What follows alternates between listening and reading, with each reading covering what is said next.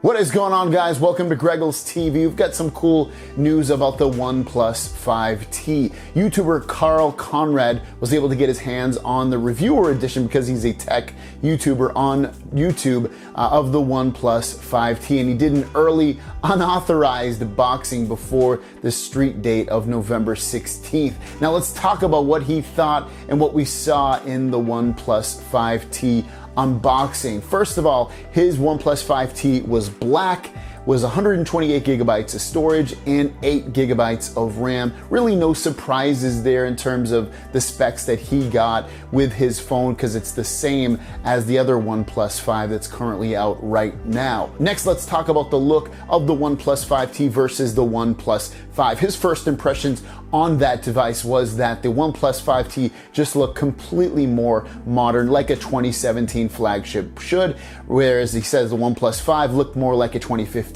or 2016 flagship. I completely agree with him. I think when you look at something like the OnePlus 5 and compare it against, say, a Galaxy Note 8, an iPhone 10, a Pixel 2 XL, an LG V30, it just looks years old. And it's nice to see that they're putting something out, halfway through the cycle of the OnePlus 5. I think it'll anger people, but they also did that last year. They had the OnePlus 3, and then they came out with the OnePlus 3T with slightly better specs in some areas, and now they're doing the same with the OnePlus 5T. This time, more of a physical change to make it look more modern versus what you get with other flagship phones. During the setup process of the OnePlus 5T, he shows that right off the bat when you're setting up the phone, you get face unlocked a la Samsung Galaxy phones and also the new iPhone 10. So they're trying to compete with those devices, which is nice. Face unlock, fingerprint sensors and codes and all that. Obviously, the more ways you can unlock a device, the better, because sometimes it's easier to just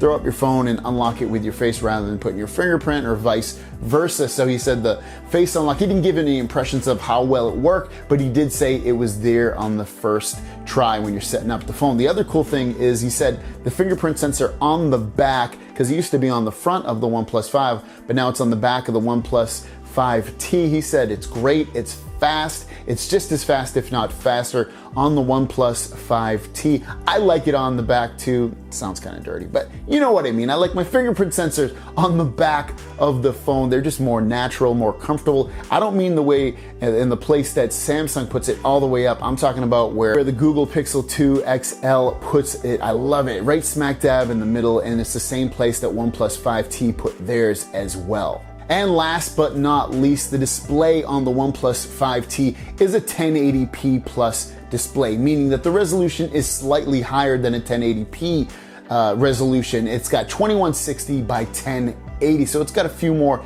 pixels per inch versus another device that would just be flat 1920 by 1080. And he said it's very difficult to see that is a 1080p display, that it looks and compares well against, say, a 2K display, which is on some other phones such as the Galaxy Note 8, the Pixel 2 XL, the iPhone 10 devices in that range. Now, if you want to see the entirety of this video, it is on dailymotion.com. I will link it in the description down below. He put it up on YouTube. He took it down. Obviously, OnePlus probably told him to take it down, and it is down off his YouTube page. And the only place to currently see it is on Dailymotion, so I'll link that in the description down below. Let me know your thoughts on the OnePlus 5T. Is it a good phone? Is it a bad phone? Is it a phone you're thinking about getting? Let me know in the comments down below. Thanks for watching. See you down the road.